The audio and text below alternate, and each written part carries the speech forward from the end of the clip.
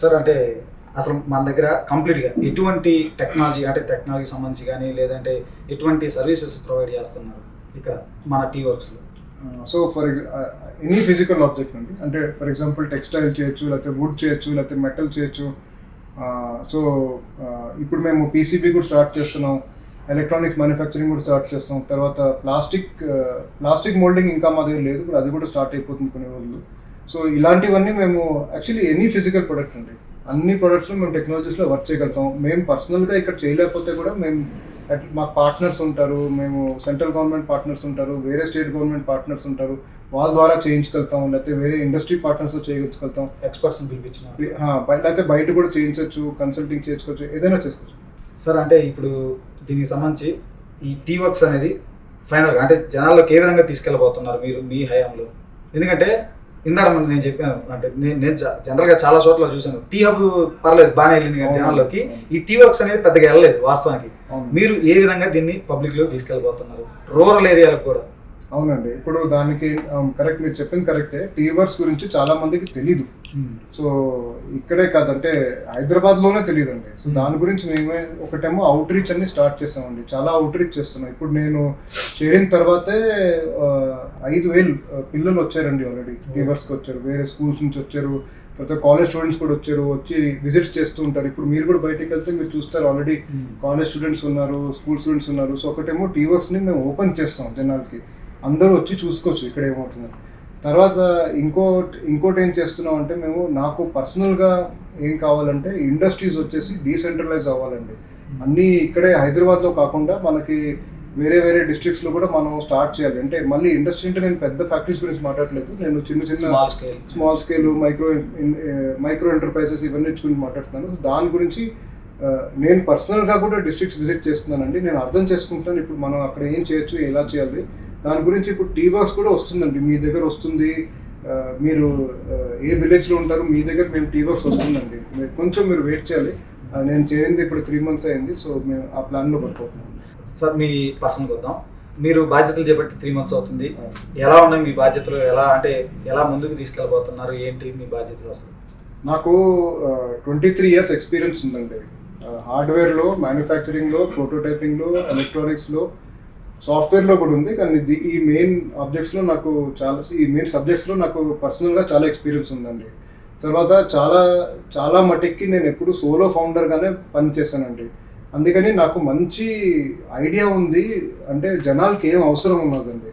అంటే ఒకటేమో గవర్నమెంట్ నుంచి, ప్రభుత్వం నుంచి చాలా సపోర్ట్ ఉందండి జనాలకి, కానీ జనాలకి తెలీదు అంటే ఎలా సపోర్ట్ తీసుకోవచ్చు, ఎలా మనం మన ఐడియాస్ని ముందుకు తీసుకెళ్ళచ్చు, ఎలా ఇండస్ట్రీ స్టార్ట్ చేయొచ్చు. సో అది నాకు పర్సనల్గా తెలుసు, అంటే జనాలకి ఏం కష్టాలు ఉంటాయి ఇవన్నీ నాకు ఎందుకంటే నేను అటువైపు నుంచి వచ్చానండి. సో ఆ లెర్నింగ్స్తో, ఆ ఎక్స్పీరియన్స్తో నేను ప్రయత్నం చేస్తున్నాను దట్ అందరికీ ఇది తెలవాలి, ఎలా చేసుకోవచ్చు, ఎలా ముందుకు వెళ్ళాలని. సో నేను దాని మీద వర్క్ చేస్తున్నాను. సార్ మీ ఇంటి పేరు తనికెళ్ళ ఉంది, మీకు ఏమన్నా సినిమా సంబంధించిన తనికెళ్ళ బర్నీ ఏమన్నా రిలేషన్స్? అవునండి, అంటే జనరల్గా పబ్లిక్ ఇంట్రెస్ట్గా అనిపిస్తుంది. తనికెళ్ళ బర్నీకి నాకు పర్సనల్గా చాలా గౌరవం ఉంటుందండి. తర్వాత ఆయన మా బంధువులు అండి. ఓకే సార్, చివరిగా చెప్పండి, చదువుతున్న విద్యార్థులకి అలాగే ఉద్యోగాల కోసం వెతుకుతున్న యువతకి మీరు ఇచ్చే సలహా ఏంటి, ఏం చెప్తారు? పర్సనల్ అప్స్కిల్లింగ్ ఉండాలండి. పర్సనల్ అప్స్కిల్లింగ్ అంటే మీరు సబ్జెక్ట్, అంటే మీరు స్కూల్లో లేకపోతే కాలేజ్లో చెప్పిన సబ్జెక్ట్ కాకుండా మీరు బయట కూడా మీరు నేర్చుకుంటే ఉండాలి.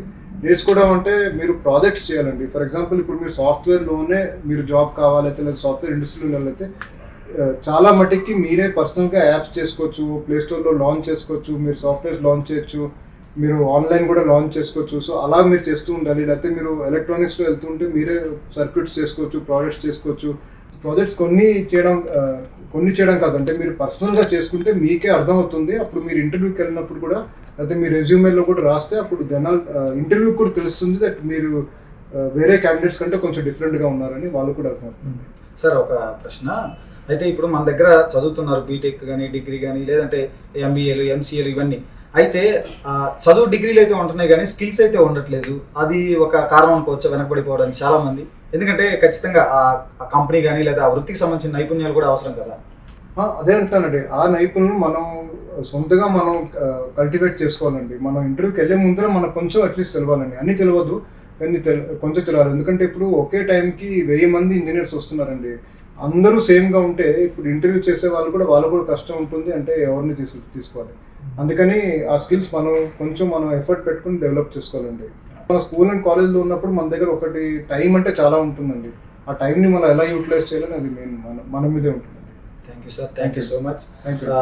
ఇది టీవర్క్స్కి సంబంధించి అయితే ఖచ్చితంగా మీ దగ్గర కనుక ఆలోచనలు ఉంటే ఆలోచనల్ని ఆచరణలో పెట్టడానికి, ముఖ్యంగా ఆవిష్కర్తలుగా వెళ్ళడానికి కూడా ఈ టీవర్క్స్ అనేది ఉపయోగపడుతుంది. ఖచ్చితంగా రాబోయే రోజుల్లో దీన్ని తెలంగాణలోని ప్రతి మారుమూల పల్లెకు కూడా తీసుకెళ్లేందుకు కూడా టీవర్క్స్ సిబ్బంది అయితే కృషి చేస్తున్నారు. చూద్దాం రాబోయే రోజుల్లో కూడా ఒక సాఫ్ట్వేర్ వైపే కాదు, ఈ టీవర్క్స్ ఇట్లాంటివి వస్తే మరిన్ని వస్తే అసలు అంటే ఉద్యోగాల కోసం తిరిగే పని లేకుండా కూడా ఏదో ఒకటి సొంతంగా చేయడానికి కూడా చేసే అవకాశం కూడా ఉంటుంది దీని ద్వారా. చూద్దాం మరి రాబోయే రోజుల్లో ఈ టీవర్క్స్ ఏ విధంగా జనాల్లోకి వెళ్ళబోతుంది, ఈ సొసైటీలో ఎటువంటి మార్పు తేబోతుంది, ముఖ్యంగా యువతలో ఉద్యోగాల కోసం తిరిగే యువతలో ఎటువంటి మార్పు తీసుకురాబోతుందో చూద్దాం.